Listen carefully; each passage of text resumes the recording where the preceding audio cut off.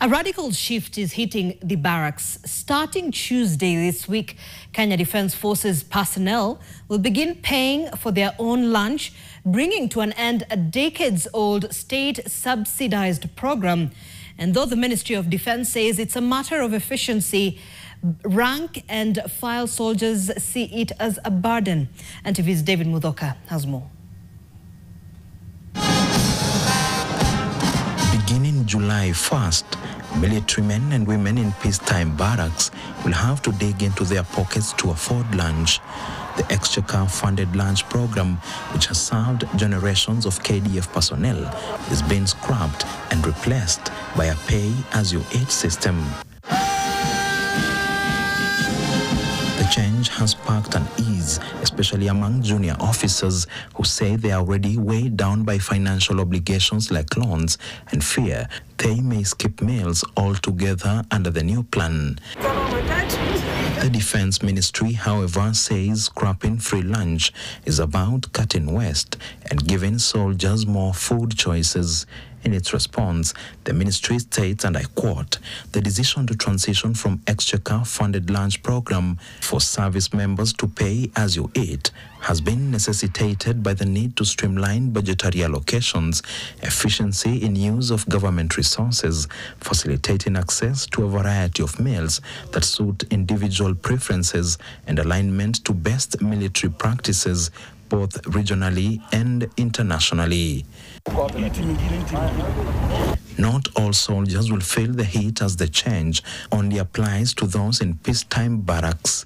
According to the Ministry of Defence, and I quote, "It is important to note that the implementation of the new lunch feeding system will only affect Kenya Defence Forces service personnel in peacetime locations.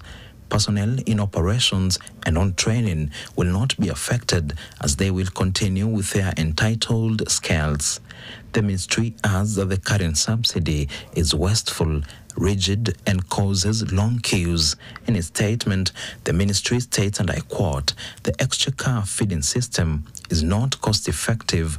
It does not offer flexibility of time, neither does it improve the convenience of a feeding place, and further denies Kenya Defence Forces service members a variety of meals to suit different individual preferences. Consequently, the system is faulted for loss of working hours due to long queues and duplication of ration scales when personnel are urgently assigned duties to different camps. Funds saved from scrapping lunch will now be used to fix kitchens and pay food bills. To cushion soldiers from the impact of scrapping lunch subsidies, the ministry says it reviewed the ration cash allowance ahead of the pay-as-you-eat rollout, giving personnel more choice and flexibility.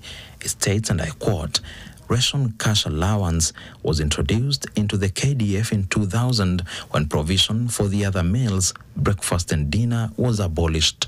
The allowance has undergone several upward reviews to cushion the personnel against inflation.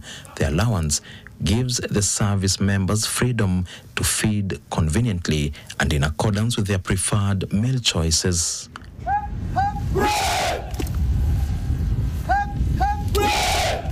On paper, the pay-as-you-eat system promises efficiency, flexibility, and savings. But in practice, it shifts a long-standing state obligation onto the shoulders of individual soldiers. Whether the move delivers better value or breeds quiet discontent within the ranks remains to be seen. David Mudhoka, NTV, Nairobi.